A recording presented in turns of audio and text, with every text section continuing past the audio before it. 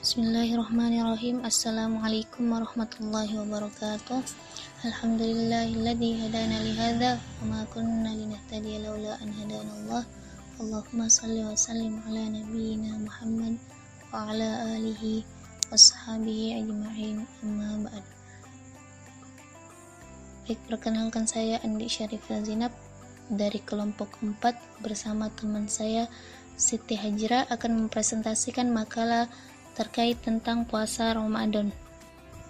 Puasa Ramadan merupakan puasa yang dilakukan umat Islam selama bulan Ramadan atau bulan ke-9 menurut hitungan kalender Islam Hijriyah. Adapun pengertian puasa. Pengertian puasa secara etimologi berarti saum atau al-imsak yang berarti menahan, yakni menahan diri dari segala apa yang bisa membatalkan puasa. Kemudian pengertian puasa secara terminologi.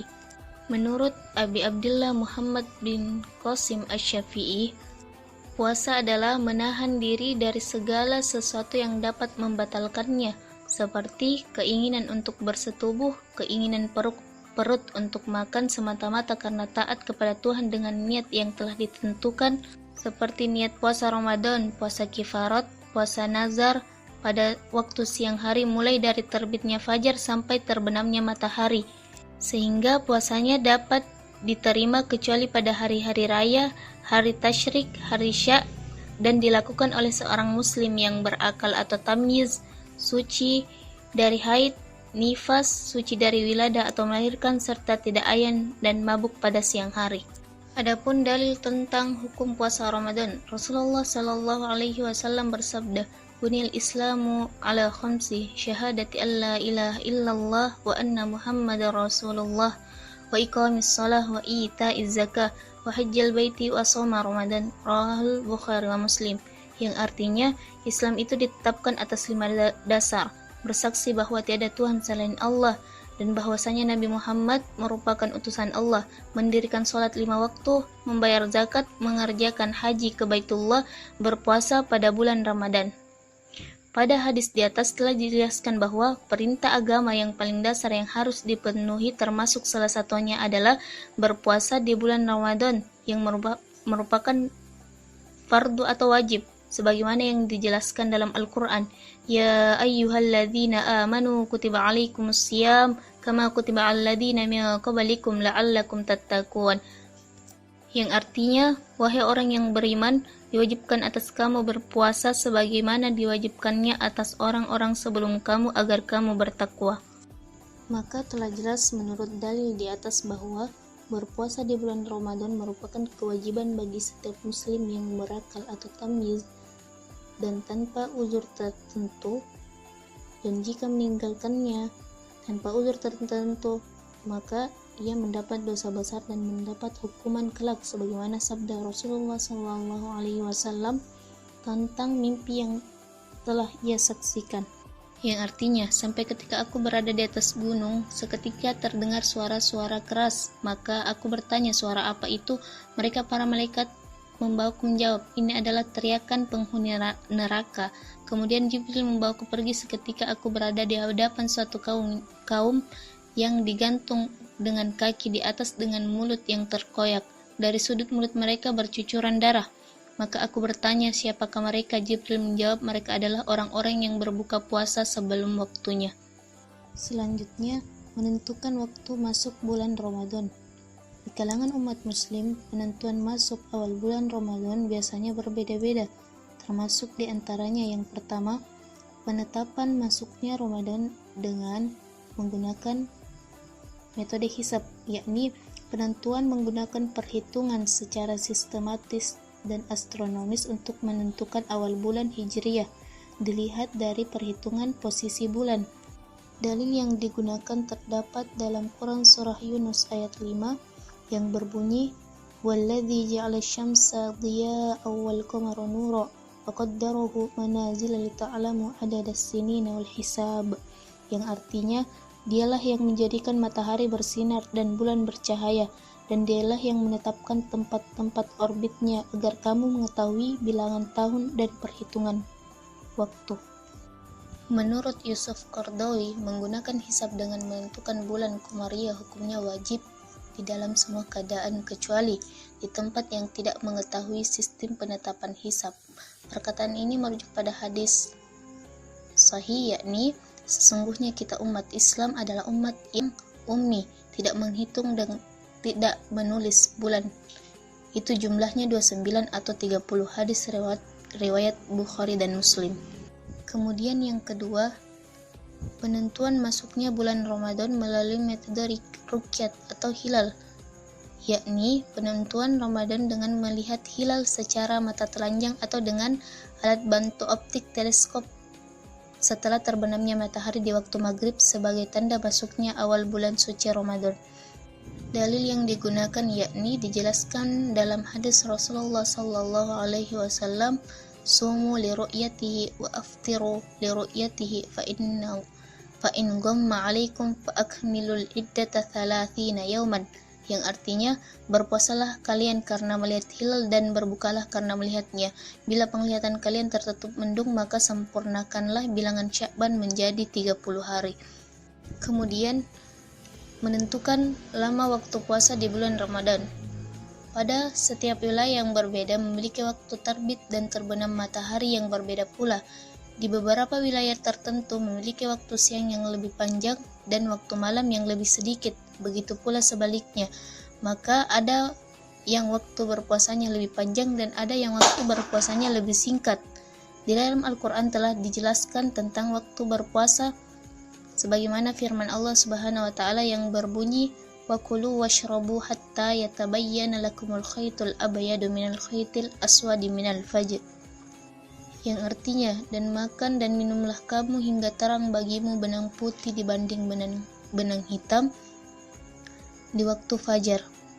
Dan dijelaskan dalam hadis yang berbunyi, Ani bani Umar qala sami'tu nabiyya sallallahu alaihi wasallam yaqul idza aqbalul lailu adbarun nahar wa ghabatis syamsu faqad aftara shaim, rawahul Bukhari wa Muslim, yang artinya dari Umar radhiyallahu an, ia berkata, saya mendengar Rasulullah sallallahu alaihi wasallam bersabda, apabila malam datang, siang lenyap, matahari telah terbenam, maka sesungguhnya datanglah waktu berbuka bagi orang yang berpuasa. Hadis riwayat Bukhari dan Muslim. Selanjutnya penetapan bagi yang tidak wajib berpuasa Ramadan. Telah dijelaskan sebelumnya bahwa setiap umat muslim wajib untuk berpuasa yang telah akil balik, mukim, dan terbebas dari haid dan nifas. Tetapi dalam keadaan tertentu Allah Subhanahu wa taala telah menjelaskan pula memberi rukhsah atau keringanan bagi siapa yang tidak mampu menjalankan bulan Ramadan. Sebagaimana dalam firman Allah, "Wa man kana maridan aw ala safarin fa iddatum min ayyamin ukhra." Yang artinya, dan barang siapa sakit atau dalam perjalanan lalu ia berbuka, maka wajiblah baginya berpuasa sebanyak hari yang ditinggalkannya itu pada hari-hari yang lain. Dari ayat di atas menjelaskan ketetapan rukhsah untuk tidak berpuasa di bulan Ramadan, yaitu yang pertama bagi orang yang sakit. Apabila sakit yang dideritanya tambah parah atau mempersulitnya untuk sembuh atau bahkan dapat menyebabkan kematian, maka diperbolehkan baginya untuk tidak berpuasa di bulan Ramadan. Yang kedua, orang yang bersafar. Diperbolehkan untuk tidak berpuasa bagi yang sedang bersafar dalam perjalanan atau tidak mukim, di mana jarak perjalanan sama dengan penetapan keringanan safar bagi orang yang mengqasar salat. Sebagaimana di dalam hadis dari Abi Sa'id bin Khudri dari Jabir bin Abdullah, mereka berkata, "Sarafna ma'a Rasulillah sallallahu alaihi wasallam fayasumu shaimu wa yuftirul muftiru fala ya'ibu ba'duhum ala ba'd." Yang artinya, kami pernah bersafar bersama Rasulullah sallallahu alaihi wasallam, maka ada yang tetap berpuasa dan ada yang tidak berpuasa, namun mereka tidak saling mencela satu sama lain. Selanjutnya di dalam hadis dijelaskan عن عطاء سمع ابن عباس يقرأ على الذين يطيقونه فدية طعام مسكين. قال ابن عباس ليست بمنسوخة وشيخ الكبير والمرأة الكبيرة لا يستطيعان أن يصوما فليطعمان ما كان كل يوم مسكينا. Yang artinya, dari Atha ia mendengar Ibnu Abbas membaca firman Allah Subhanahu wa taala yang artinya, dan wajib bagi orang-orang yang berat menjalankannya jika mereka berpuasa membayar fidyah, memberi makan seorang miskin. Ibnu Abbas berkata, ayat itu tidaklah mankus. Ayat itu berlaku untuk orang yang sudah sepuh dan wanita yang sepuh yang tidak mampu menjalankan puasa, maka hendaklah keduanya menunaikan fidyah, yaitu memberi makan kepada orang yang miskin bagi setiap hari yang tidak berpuasa. Dari hadis di atas, orang yang mendapat keringanan selanjutnya yakni orang yang sudah tua renta, yang dimana mereka telah lemah dari berpuasa karena kelemahannya.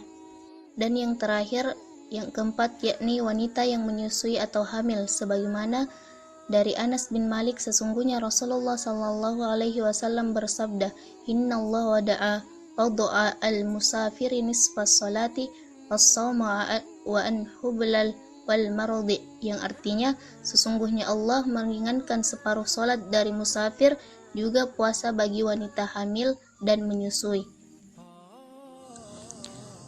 Bismillahirrahmanirrahim. Baiklah, saya akan melanjutkan penjelasan dari saudari Andi Syarifah Zainab. Bagian E, yaitu mengqada puasa Ramadan.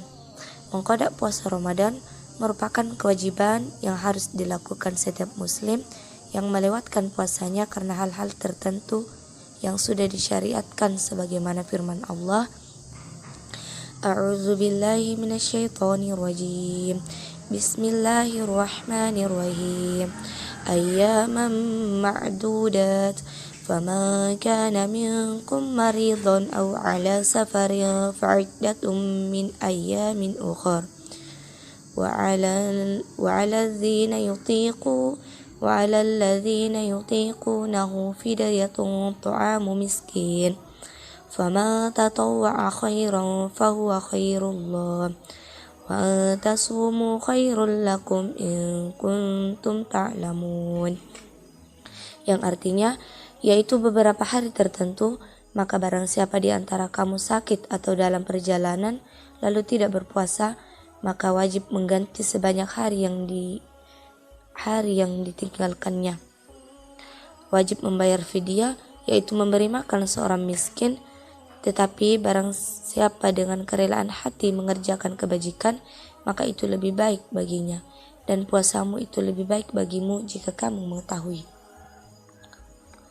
Dalam hadis dijelaskan, kana yusibuna dzalika fanumaru biqada'is shum wala numaru biqada'is shalah. Kami dulu mengalami haid, kami diperintahkan untuk mengqada puasa, dan kami tidak diperintahkan untuk mengqada salat. Berdasarkan dalil di atas menjelaskan bahwa ketentuan mengqada puasa adalah dengan menggantinya di hari yang lain dengan hitungan puasa yang ditinggalkan.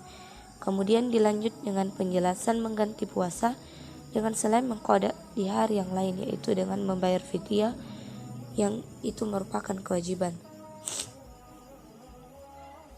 Ketetapan membayar fidyah hanya diperbolehkan bagi orang-orang yang tidak mampu lagi untuk berpuasa, seperti orang tua renta, orang yang sakit keras yang berkepanjangan, orang hamil dan menyusui juga dibolehkan untuk berfidyah, karena yaitu yang diperlukan secara berkepanjangan. Dengan ketentuan, menurut Imam Malik, Imam As-Syafi'i, bahwa takaran ukuran yang harus dibayarkan kira-kira 1 mud, yakni setara dengan 0,75 kg atau setara dengan tangan orang yang menengadah saat berdoa. Sedangkan menurut ulama Hanafi, ukuran yang harus dikeluarkan yaitu sekitar 2 mud atau setara 2 per sak gandum. Jika 1 sak setara dengan 4 mud, maka 3 kg berarti 1/2 sa, yaitu 1,5 kg. Dan aturan ini biasanya digunakan untuk orang yang membayar fidyah beras. Maka cara membayar fidyah dapat dilakukan dengan cara, yaitu yang pertama, semisal ia tidak puasa 30 hari, maka harus menyediakan fidyah sebanyak 30 takar yang telah ditentukan kepada 30 fakir miskin, atau hanya untuk beberapa orang saja, seperti 3 orang masing-masing mendapat 10 takaran. Cara yang kedua, yakni dengan memberikan makanan siap saji kepada fakir miskin. Contoh, memiliki utang puasa 30 hari, maka harus menyiapkan 30 porsi makanan, sepiring lengkap dengan lauk pautnya, kepada 30 fakir miskin. Cara yang ketiga, menurut kalangan Hanafiyah, dapat dibayarkan dengan berupa uang tunai, yakni sesuai dengan takaran yang berlaku, seperti 1,5 kg makanan pokok sehari diganti dengan pembayaran uang tunai atau dirupiahkan sesuai harga takaran. Bagian F, adab-adab puasa Ramadan. Adapun beberapa adab yang biasa dilakukan di bulan mulia Ramadan menurut tuntunan Rasulullah, di antaranya: yang pertama, berupaya semaksimal mungkin untuk mempergunakan waktu sahur dengan sahur yang baik.